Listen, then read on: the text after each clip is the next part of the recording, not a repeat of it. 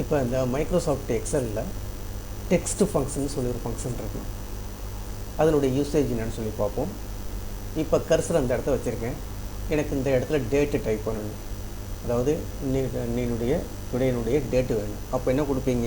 Equal to கொடுத்துட்டு today அப்படின்னு சொல்லி கொடுத்துட்டு ஓப்பன் ப்ராக்கெட்டு க்ளோஸ் ப்ராக்கெட்டு கொடுத்து ஜஸ்ட் என்ட்ரு கொடுத்தீங்கன்னா உங்களுடைய டுடேனுடைய டேட்டு வரும். ஆனால் இது வந்து இந்தியன் ஃபார்மெட்டில் இல்லை, அமெரிக்கன் ஃபார்மெட்டில் இருக்குது. இப்போ எனக்கு இந்தியன் ஃபார்மெட்டில் வேணும்னா இந்த இடத்துல கர்சரை வச்சுக்கிங்க.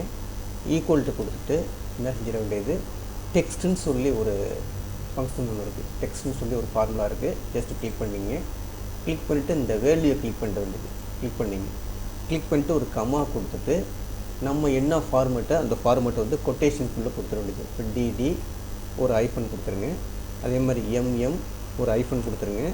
அடுத்தது 4 நட ஒய் கொடுத்துருங்க. ஒய்னா இயர் என்ன ஃபார்மெட்டில் வேணும் கொடுத்துட்டு ப்ராக்கெட்டை க்ளோஸ் பண்ணிவிடுங்க. ஓகேங்களா? டிடினா 2 அதாவது 31 வந்துடும் இந்த இடத்துல. அடுத்தது மந்த்து 0.1 சொல்லி வந்துடும். இந்த இடத்துல வந்து 2024 சொல்லி இந்த இடத்துல வந்துடும். கொடுத்து ஜஸ்ட் என்ட்ரு கொடுத்தீங்கன்னா இந்த ஃபார்மெட்டில் நம்ம என்ன செஞ்சுக்கலாம், ஈஸியாக வந்து மாற்றிக்கலாம். இது வந்து என்ன எதுக்காக உள்ளதுன்னா டெக்ஸ்ட் ஃபங்க்ஷன். அதாவது உள்ள ஃபார்மெட்டை வந்து இன்னொரு ஃபார்மெட்டாக மாற்றிக்கலாம். அந்த மாதிரி ஃபார்மெட்டில் நம்ம மாற்றிக்கலாம். அதுக்காக உள்ள ஃபார்முலா இதை ஒர்க் அவுட் பண்ணி பாருங்கள்.